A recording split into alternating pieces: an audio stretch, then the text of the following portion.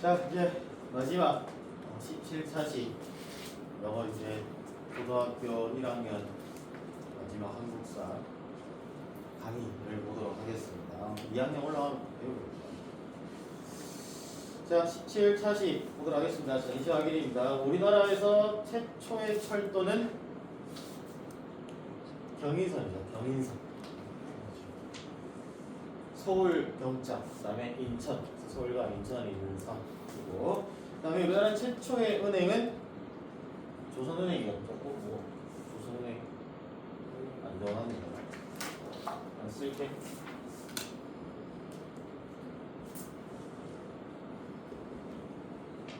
이 조선은행이 우리나라 최초의 은행이고, 아까 그 얘기했던 사진 보여준 거 있잖아. 그 최초의 백화점은 미츠코치 백화점입니다. 시기는 달라. 내가 그냥 그게 조선은행이 계속 있었다는 거를 보여주기 위해서 가지고 온 자료지. 실제 백화점은 1930년대 있었던 거고, 조선은행은 훨씬 더 그 전에 있었고 1800년대 후반때 있었으니까. 그렇게 보면 됩니다. 여기는 이제 여기 지금 들어갈 것은 조선은행이고, 자, 그 다음에 영국의 동인도회사를 모방을 해가지고 대한제국의 토지와 자원을 약탈할 목적으로 만든 회사, 주식회사죠. 바로 동양척식 주식회사. 이렇게 부를 수가 있습니다. 이거 꼭 알고 있어야 된다. 동양척식 주식회사. 왜냐하면은 지금은 안 배우는데 1910년대에 들어가게 되면은 토지조사 사업을, 내가 아까 얘기했던 거잖아. 신고 기간이 굉장히 짧고 문서는 일본으로 돼 있고 이런 식으로 마구잡이 약탈해 간다. 또 동양척식 주식에서 알고 있으면 되고, 그 다음에 재정고문으로 파견된 메가타의 주도로 시작된 돈 정리했던 거, 화폐 정리 사업이죠. 이 화폐 정리 사업 때문에 대한제국의 재정이 일본한테 예속되었다 라는 걸 볼 수가 있습니다. 메가타 똑같잖아. 메시. 그 다음 일본의 강제적 차관 제공에 의해서 대한제국의 재정이 일본에 예속이 되니까 성금을 모아서 국채를 갚자라는 운동, 뭐였지? 16차시 봤던 거. 국채 보상 운동이죠. 그래서 국채를 갚자. 그래서 국채 보상 운동. 대구에서 시작했다라고 얘기를 했었습니다. 그렇기 때문에 국채 보상 기념 운동, 공원이 동성로 이렇게 자리를 하고 있고, 그 다음에 국채 보상 운동 나오면 무조건 나와야 되는 신문. 대한내일신문. 이건 헷갈릴 게 없어. 6글자가 유일하거든요. 이 차시에서 이제 신문에 대해서 볼 건데 나머지는 다 4글자란 말이야. 근데 이것만 6글자. 헷갈릴 이유가 전혀 없습니다. 자, 이렇게 했고 이제는 사회문화적, 근대문물 수용과 이렇게 생활의 변화에 대해서 보도록 하겠습니다. 먼저 근대시설의 도입입니다. 그래서 전신이 관련, 전봇대입니다. 전봇대. 그래서 서울과 인천 간에 전신을 가설하면서 김하구란 사람이 주도해서 85년에 깔리기 시작을 했었고, 85년이면은 갑신정변 직후적 1년 뒤에 이게 있었고, 얼마 전에 내가 이제 봤는데 전보 옛날에 뭐 딱딱딱 돌려가지고 그에 대해서 기록한 다음에 또 다른 상대방한테 따라주는 모스보를 활용한다든가 같은 그런 게 있는데, 그 정보를 보내주는 제도가 얼마 전까지도 있었고 올해인가 작년인가까지 있었는데 이제 없어졌다고 하더라고. 그래서 그 정보를 전달해준다 라는 의미에서 중간중간에 깐 게 지금 우리가 보고 있는 전봇대인 겁니다. 전봇대가 뭐냐? 정보를 대신 전달해주는 거예요. 그게 이제 전봇대예요. 근데 지금 오늘날은 전봇대를 설치는 거기에 전선을 깔아서 전기로 왔다 갔다 하고 있죠. 이게 전봇대라고 불리는 이유는 정보를 전달해주는 역할을 했기 때문에. 갑자기 생각나서 얘기를 하는 거예요. 자, 그렇고, 그 다음에 전기, 경복궁에 전등을 설치한다. 요거는 기마우, 모습 이렇게 볼 수가 있고, 그 다음에 경복궁에 이렇게 전등을 설치를 합니다. 그래서 드디어 호롱불이나 촛불 같은 것이 아니라 전기를 활용해가지고 전구가 이렇게 환하게 밝게 빛나는 모습. 그래서 대낮 같은 모습 때문에 사람들이 굉장히 신기했다고 한다. 촛불 켜봤자 대낮 같지 않잖아. 이쁘긴 이쁜데 대낮 같지 않죠. 그래서 호롱불 밑에서 공부했다. 진짜 까먹는 된단 말이야. 근데 이런 전구를 활용을 해가지고 경복궁의 전등을 밝혔고, 이 전구를 설치해준 회사는 어디에?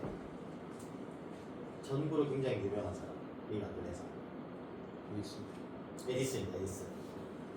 에디슨 회사에서 나와가지고 대한제국에 전등을 설치해줬습니다. 자, 에디슨이 직접 한국에 온 건 아니지만은 자기의 회사가 파견에 와가지고 경복궁에 설치를 해줬다라는 소문을 듣고 인터뷰를 한 건 있어. 저 멀디 먼 대한제국이란 나라에서, 극동 지역의 대한제국이란 나라에서 전등이 밝혀지게 되었고 환하게 지낼 수 있다니 굉장히 감격스럽다라는 인터뷰를 남긴 기록이 있습니다. 그래서 에디슨과 한국을 엮으려면 그런 식으로 엮을 수 있는 거지. 근데 사실 에디슨은 발명가라기보다는 오늘 치면 뭐라고 할까? 백종원 같은 사람입니다. 사업가. 백종원은 우리가 CF라고 하잖아. 사업가라고 하지. 그렇게 보면 에디슨도 전구를 발명했다. 그게 아니라 전구는 이미 발명이 돼 있었어. 근데 거기 안에 필라멘트 선 같은 것들을 좀 더 잘 접목할 수 있도록 만든 사람이야.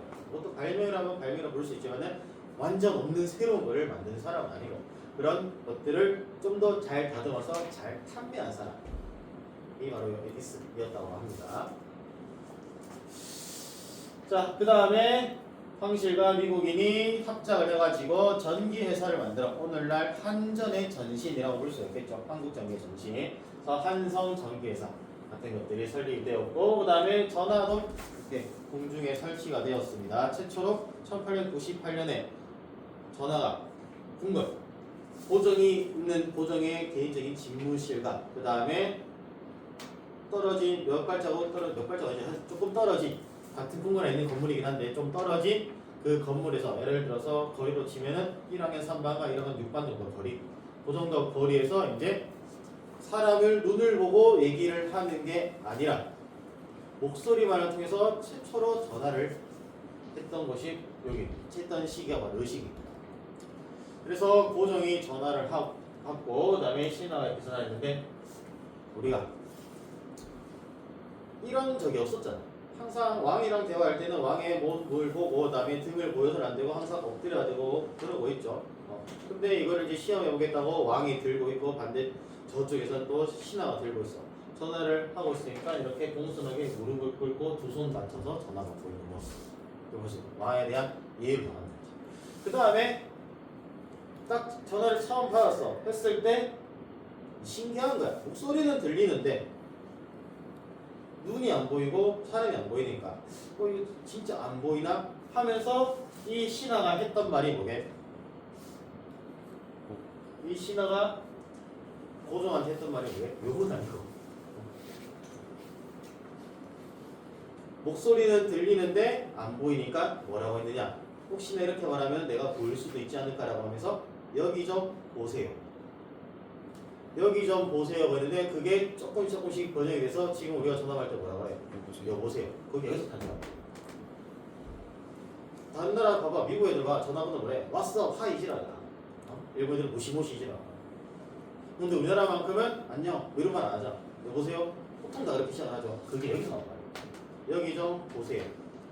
그때 보면 상대방을 좀 더 높여주는 말이라고 볼 수 있는 거지. 자, 이렇게 전화기가 서로 공중에 설치되었고, 여보세요의 단어의 어디에서 탄생했다라는 것까지 봤습니다. 자, 그 다음에 전차 같은 거, 한성전기회사, 아까 방금 봤던 거 있죠? 한성전기회사가 전차를 만듭니다. 지하철 아니야. 지하철 알고 지상철이라고 얘기했죠. 우리가 흔히 알고 있는 그런 전차의 모습이거든요.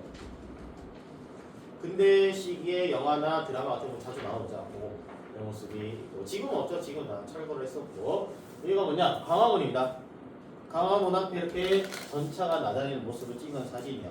이거를 이제 현대 들어서 그대로 덮어가지고 광화문 앞에 대로를 만들죠. 큰 도로를 만들었다가 얼마 전에 그거를 다 뜯고 보니까 이 전차길이 발견이 됐죠. 그거 이제 조사했던 거. 나도 이제 빨리 가서 봐야 되는데 올해 총각 공사를 마무리했다라고 하는데 빨리 가서 보고 싶어. 옛날에 이렇게 전차가 다녔었다. 강화문 앞에 그런 모습 볼 수 있고. 자, 그 다음에 철도죠. 철도, 우리나라 최초의 철도. 아까 봤던 거 있죠. 계속 나오지. 경인선. 이런 식으로 철도가 설치되었고, 경부선, 경의선 순서대로 이렇게 볼 수가 있습니다. 그 다음에 우정총국. 84년에 갑신연변 때문에 망했잖아. 망하고 나중에 95년도에 우체사라는 이름으로 다시 개편이 되었고, 그러면서 만국 우편연합에 가입을 하면서 전 세계적으로 우편하고 치면은 이제 편지를 주고받을 수 있게 됐다고. 그래서 이 우체사가 오늘날 우체국이 되는 거죠.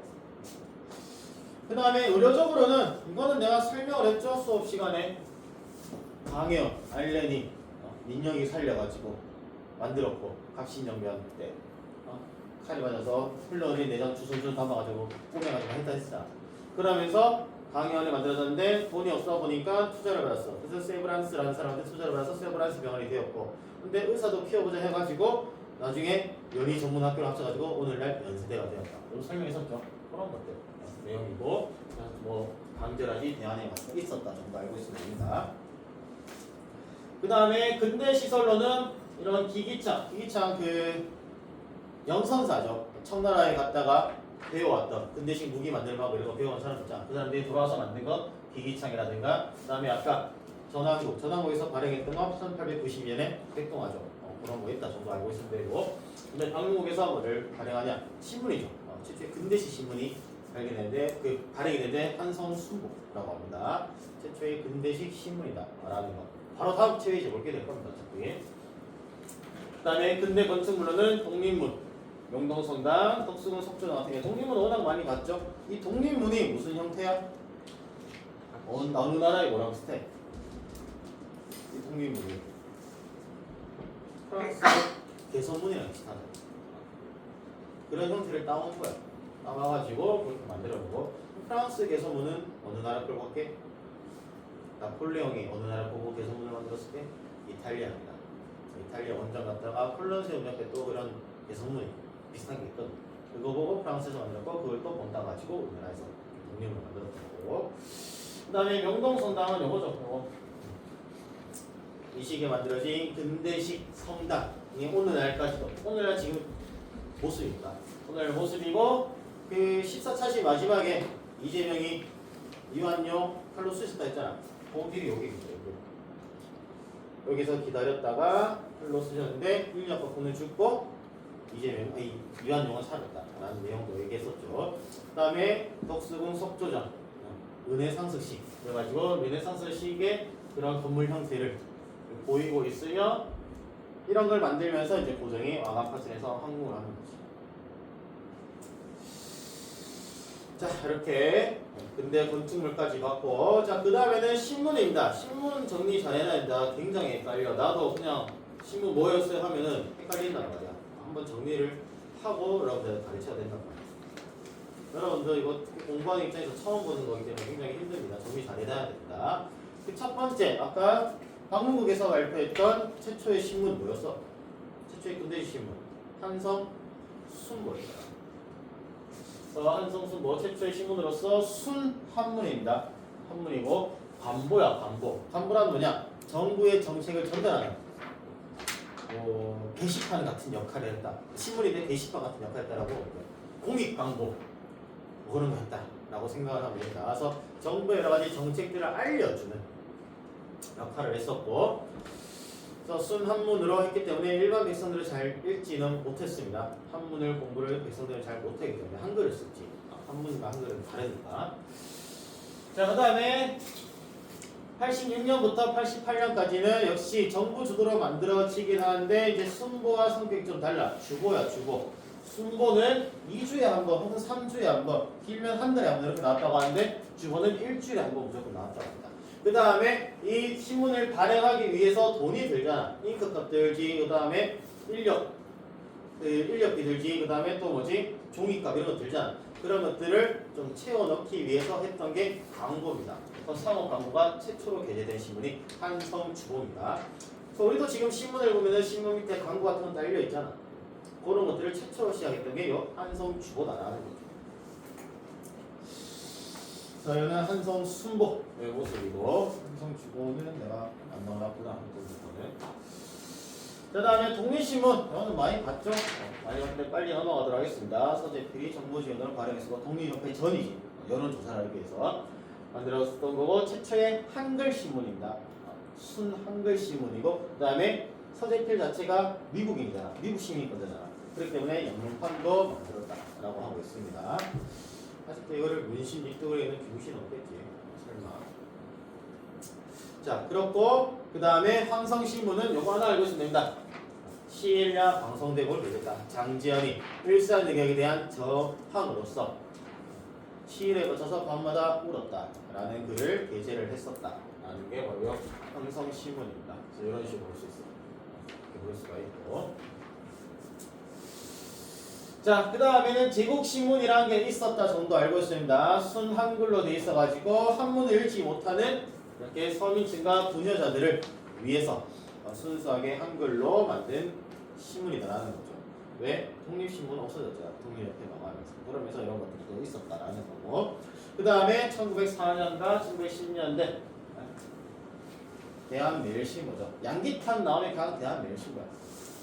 그거 알고 있어야 된다. 그 다음에 신민회를 지원했었고 국제보상운동 지원했었다. 그래서 요 세 개 연결할 줄 알아야 된다라는 거죠. 자, 대한매일신문이고 그 다음에 여기에 콤마 하나 써줘. 알겠지? 콤마 하나 써주고 시일야 방송되고 게재. 나도 이거 이제 얼마 전에 알았어. 수능에 있어서 정리를 하면서 중복정답 내가 몇 번 얘기했었죠. 수업 시간에 아까도 얘기했었던 것 같은데 15차시 할 때나 16차시 할 때 항성신문에 시일야 방송대국이 게재된 줄만 알았었는데 사실 알고 봤더니 대한매일신문에도 게재가 됐었다. 그래서 수능 정답이 중복으로 정답됐던 적이 있었다라고 했어요. 2017년인가요? 17년? 17년 맞을게요. 자, 여기 이제 콤마 찍고 시일야 방송대국 게재를 써야 되죠. 그래서 이 인강을 보지 않고 대충 시험에 들어오는 애들은 다 틀리겠지. 자, 이렇게 보면 되고 그 다음에 뭐 만세복 그래서 종교 기관이었던 천도교에서 만든 거고 그 다음에 일제 탄압이 심합니다. 이렇게 언론이 자유롭게 있다 보니까 일본이 자신들을 비판하는 언론을 탄압을 해야겠다라고 하면서 만든 법이 있어. 그게 바로 신문지법이 되는 거야. 신문지법이 되는 거야.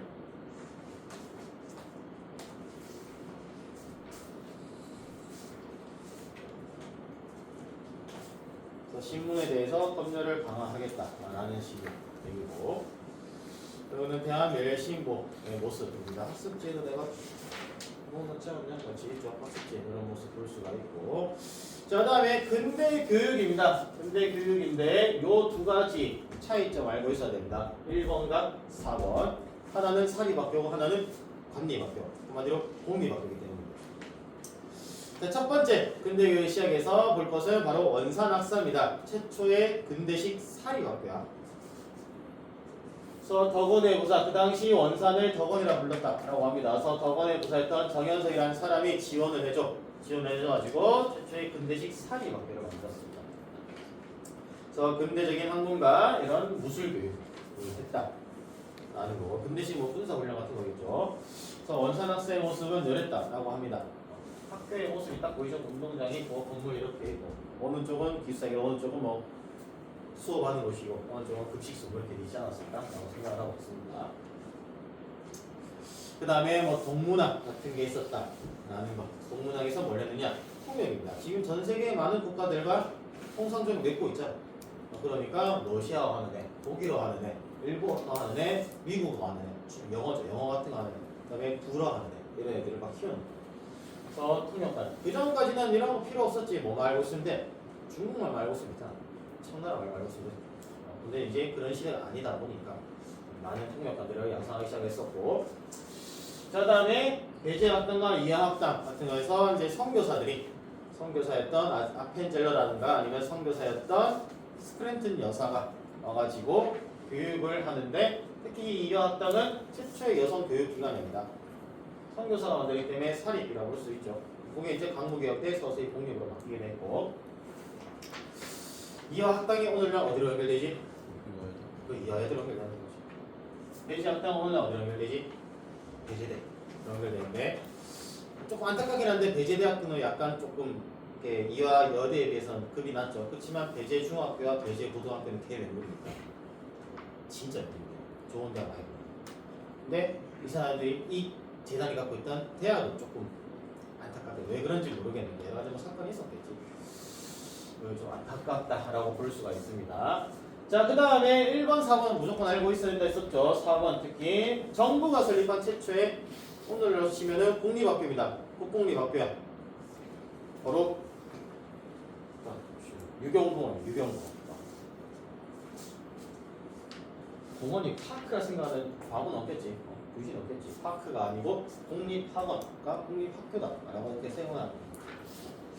정부가 설립한 최초의 근대식 공립학교가 바로 유경공원이 있다라는 거고, 그 다음에 연구공원 이런 것들은 사관학교, 육사로 곧장 연결되는 거 아니면은 뭐 시초라고 볼 수 있죠. 육군 사관학교의 시초다.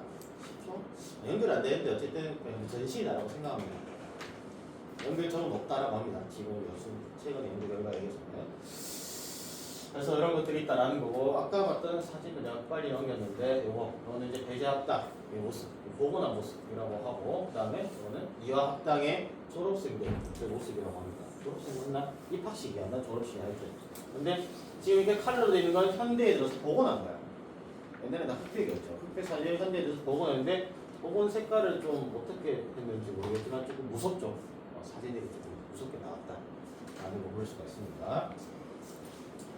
그 다음에 또 가보개혁기에는 이렇게 교육입국조서 이거는 몇 차시냐? 12차시였나? 13차시 맨 뒤에 글 겁내 많았잖아. 그걸로 이제 가보개혁 파악하자는 2차 가보개혁 파악하자는 얘기 있었죠. 그래서 이런 학교들이 설립됐고, 그 다음에 강구개혁 때는 실업학교, 기술학교 한 두 번 얘기했을 이것도 빠르게 넘어가긴 했지만은 그런 거 있었고, 그 다음에 신민회가 오산학교, 대성학교를 만들었다 라는 거 15차시였나? 이쪽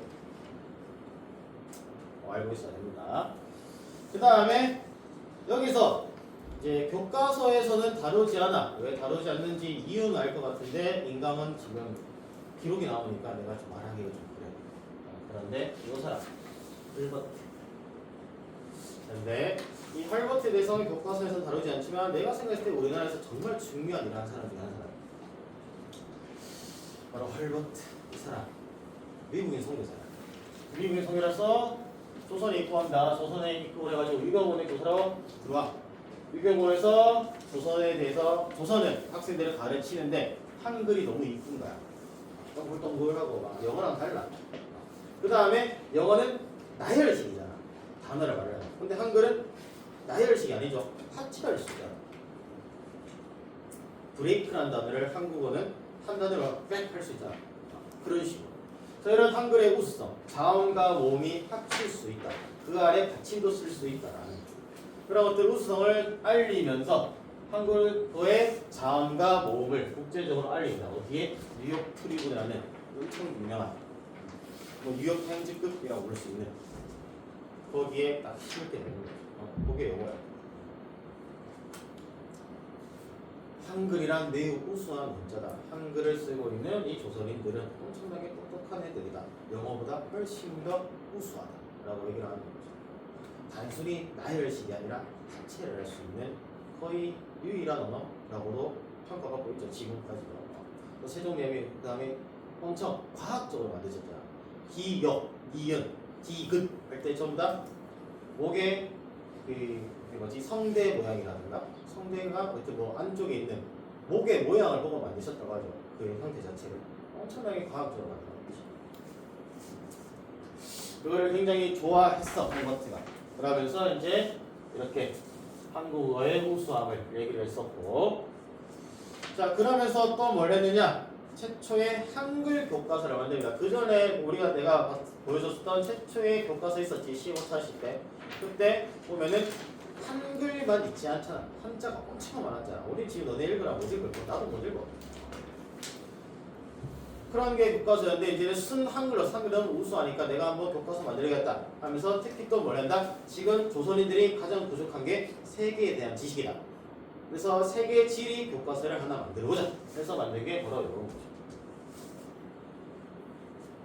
그래서 세계 지리서의 교과서를 순 한글로 또 만든 사람이 바로 헐버트고, 그 다음에 헐버트가 한글을 정말 좋아했어.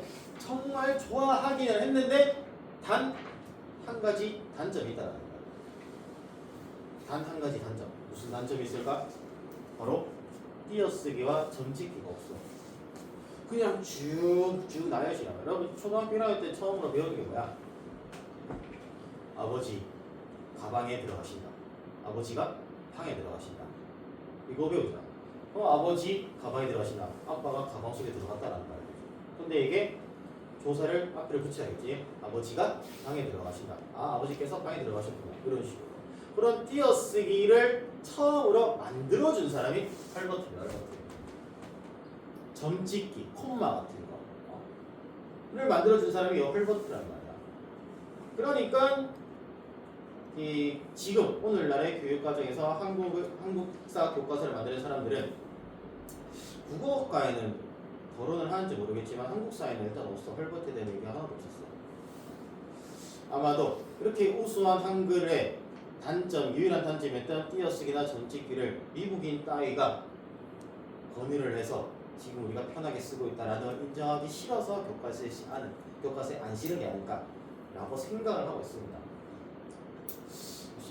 증거나 보니까 얘기 안 하려는데 어쩌고 얘기를 했나? 그러지 않았을까라는 생각을 하고 있습니다. 왜냐, 지금의 4050들은 약간 반미하는 사람들이 많아요. 저 옛날 80년대, 90년대 데모했던 사람들이 많기 때문에. 그렇고 어쨌든 이런 띄어쓰기나 점찍기, 만약에 우리가 헐버트가 없었잖아. 그러면은 나영도 이거 전부 다 붙여서 얘기를 했었겠지. 띄어쓰기, 점찍기 등을 제한하여 이렇게 안 읽고 띄어쓰, 기점찍, 기등, 을제 이런 식으로 읽었겠다. 다 붙여지겠어요. 이런 콤마도 없었단 말이야. 그런 것들을 제안해준 사람이 바로 헐버트야. 그래서 한국을 얼마나 사랑했으면 그렇게까지 했냐. 그래서 이거를 제안해서 독립신문에 최초로 적용을 했던 겁니다. 그래서 똑같아.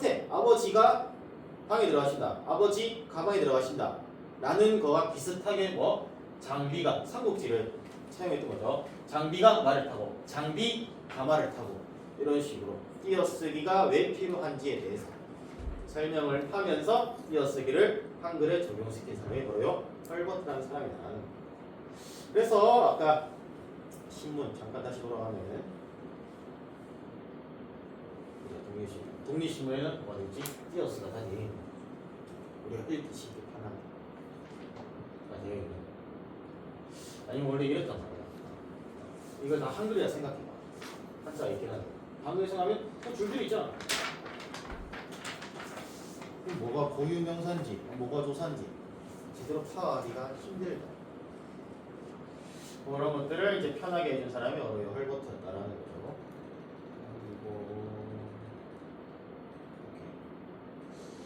자, 그렇고 또 이 사람이 했던 일이 뭐가 있느냐? 한국의 음악이 너무 아름다운데 아리아리랑 쓰리쓰리랑 아리랑 이거를 어떻게 최초로 서양식 음계 도레미파솔라시도 거기에 넣어서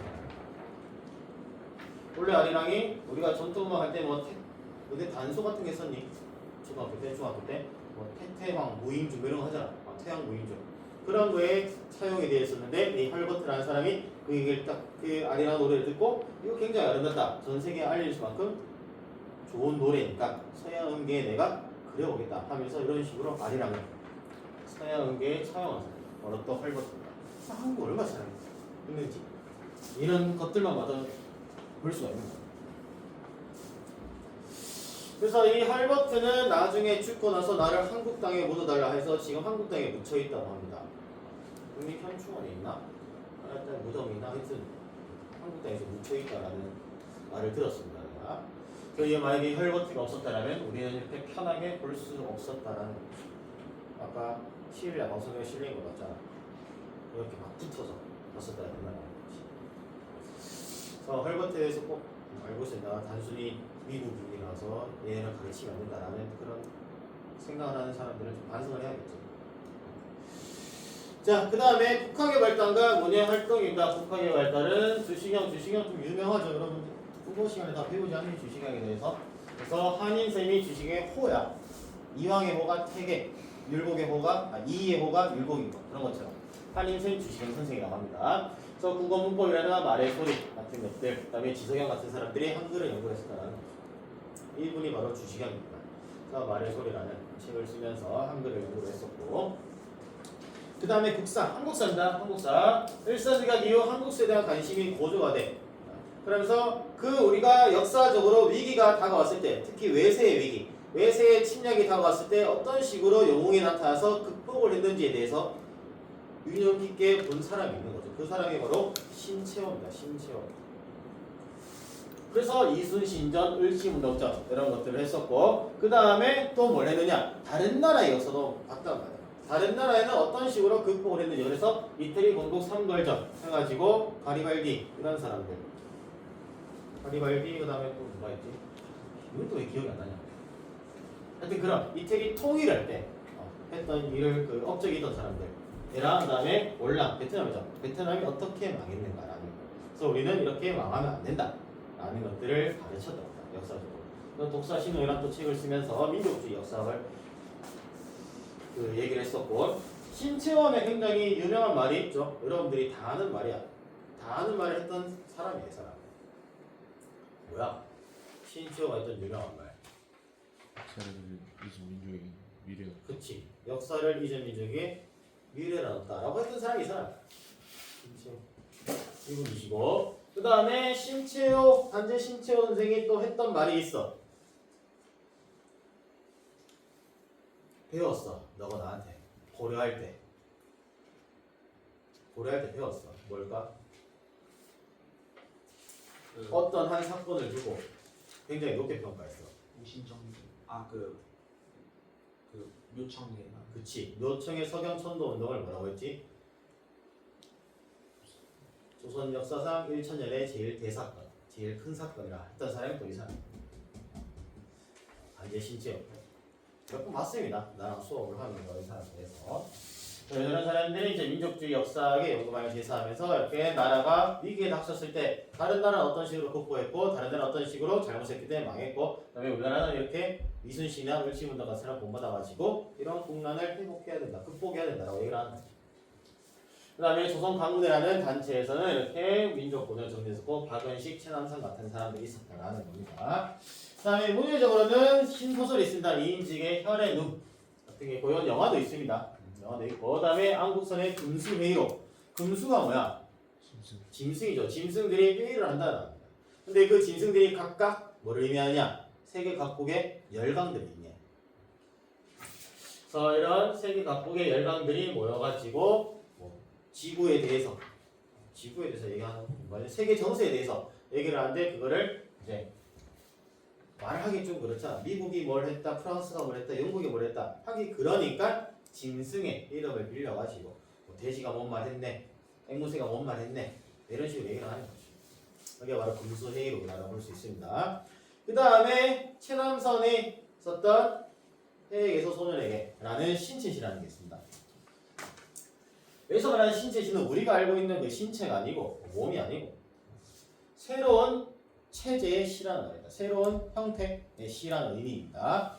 그래서 우리가 알고 있는 시 혹은 시조 같은 거, 음운에 따지고 음률에 따져가지고 정확하게 나눠져 있잖아. 그런 거 없어. 그런 거 없이 그냥 지하기가 꼴리는 대로 쓰는 거야. 마치 오늘날 노래 가사처럼 이런 식으로 보이는 거야. 이게 시냐? 라고 볼 수가 있겠지. 우리가 전통적으로 생각을 했을 때 그 당시는 얼마나 더 그러겠어. 근데 이렇게 철썩 하면서 시의 형태의 기존의 체제를 파괴했다. 굉장히 똑똑한 사람이다라고 볼 수가 있는 거죠. 뭐 이런 식으로 주르륵한 같은 것들, 이거를 뭐라고 하더라? 의성어라고 하던가? 의성어들을 표현했던 것들. 한테 이렇게 똑똑했던 사람인데 똑똑하니까 어쩔 수 없나 봐. 나중에 친일파가 됩니다. 최남선이. 오늘 이제 일제강점기 할 때 다 보게 될 거고. 자, 그다음에 원각사. 최초의 서양식 극장이라고 하면서 여기에서 모든 세계 같은 거 공유했다 정도 간단하게 보면 됩니다. 그 다음에 종교의 변화. 종교의 변화는 딱히 크게 설명을 할 게 별로 없습니다. 그렇지만 공부는 하긴 해야겠죠. 그래서 유교에는 박원식, 불교에는 한영훈. 한영훈 쓴 시가 또 유명한 게 있죠.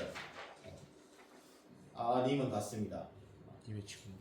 님의 친구 썼던 사람이잖아. 그 다음에 천주교, 그 다음에 개신교 있었고, 그 다음에 천도교. 천도교에서 아까 썼던 신문 만세부 있었지. 그래서 이렇게 신문이 맞나? 잡지죠, 잡지. 만세부 강의했었고, 그래서 손명이라는 3대 교주입니다. 3대 교주. 3대 교주가 동학을 이름을 바꿔가지고 천도교라고 개칭을 하고, 그래서 지금 저기 경주 디자인고 위에 현곡에 가면은 천도교라는 이름으로 있습니다. 최재우 생가도 있고 천도교 발원지 이런 식으로 얘기를 하고 있죠. 거기에다 동학 이름 바꿨기 때문에. 그 다음에 대종교가 있습니다. 나철, 오교 같은 사람들, 오족 암살단이었잖아. 이 사람들이 이렇게 당군 신앙을 바탕으로 우리의 뿌리는 당군이다. 그래서 당군을 모셔야 된다라고 하면서 당군 신앙을 바탕으로 창시를 했고, 이게 나중에 저쪽 북간도 지역에 가가지고 중간단을 만들고 북록운정서, 북록운정서의 수장이 누구지? 김자진 장군, 청산리 전투로 이어지게 되는 거예요. 그게 바로 대종교라는 종교입니다. 그래서 그 종교의 변화에 대해서는 저런 종교가 있었다라는 거라고 볼 수가 있고, 자 다음에는 근대의식의 확산인데 내가 이때까지 설명했던 거 그냥 그대로입니다. 내가 뭐 딱히 설명할 게 없어. 이미 평등감 확산이 되었고 여러 가지 사건 많이 봤잖아. 갑신정변이라든지 그다음에 동학농민운동이라든지 등이 다 포함이 돼 있었잖아. 그다음에 노비문서 소각해라하면서 결국에는 신분제가 폐지가 되었고 가보경 때, 그다음에 독립협 때 자유민권운동, 의회 설립운동 같은 것도 해서 입헌군주제. 그래서 아까 얘기했나? 15차시였나? 16차시 때 헌정연구회 같은 것들 도 있었고, 그 다음에 헌정연구회 대한장애들 개국개혁운동을 계승했다라는 것까지 했던 얘기 그냥 다시 한번 보는 겁니다. 이런 게 확산이 되었다. 백성들 한테서 시민 일반 사람들한테서 확산이 되고 있었죠. 점점 라고 보는 거죠. 자, 그 다음에 이제 마지막이죠. 마지막으로 여성들의 사회활동에 대해서 보도록 하겠습니다. 여성들의 사회활동, 그 첫 번째는 여성 여권 통문입니다. 여성의 권리를 어떻게 하겠다? 알리겠다라는 거죠.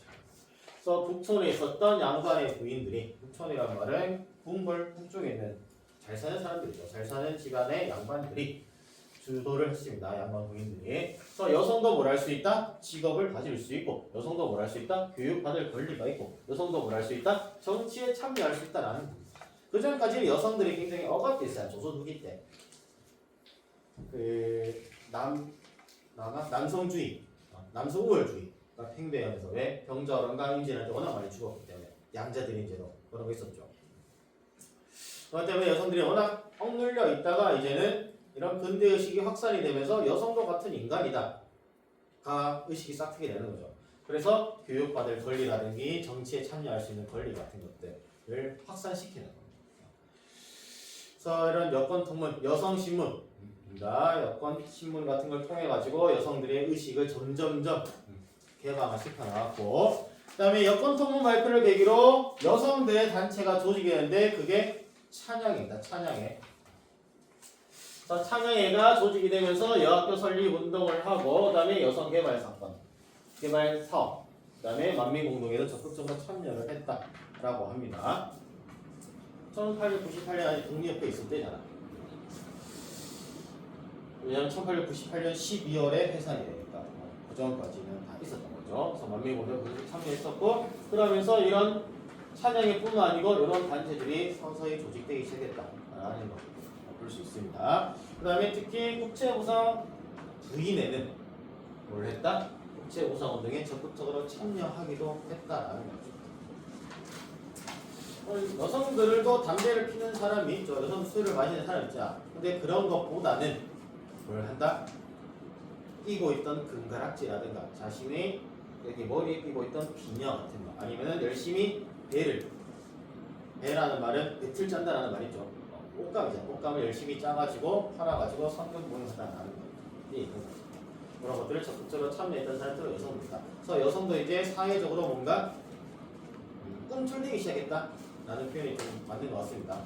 그 전까지는 모든 역사가 웬만하면 다 남성 중심이었잖아. 한두 명의 여왕이 있었지만, 이제는 여성들이 단체적으로 뭔가 활동을 하면서 여성들의 그런 활동, 사회적인 활동, 정치적 활동이 서서히 두각을 나타내기 시작했던 게 바로 요 시기다라는 거죠.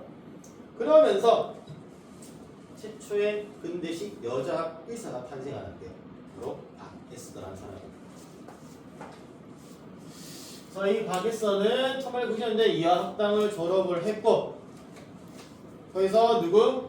쇼우드라는 사람의 통역을 맡습니다. 통역을 맡는데 쇼우드가 딱 보니까 좀 똑똑해. 통역하는 것도 괜찮고 직역을 하지 않고 의역을 한단 말이죠.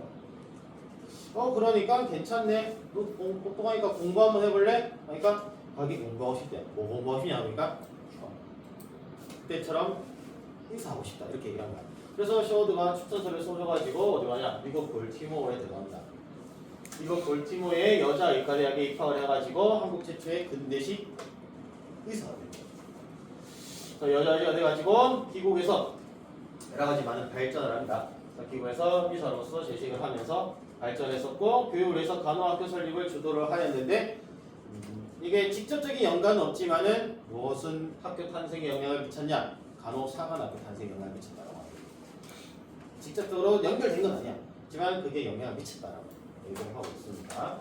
물론 간호사관학교는 6.25 때 탄생했는데 이런 게 있었기 때문에 이런 사람들이 있었기 때문에 만들어질 수 있지 않았을까라고 했던 거예요. 그래서 의사하면서도 이런 간호학교 같은 것을 왜 주도를 했었다는 것이. 지금 이제 의사들한테 얘기하면 거품 물렸죠. 의사나 간호학과 다른 것 얘기하는데 그 당시에는 그런 게 없었단 말이에요. 다 같이 했던 거죠. 세상이 요즘 너무 불편해졌지. 자, 그래서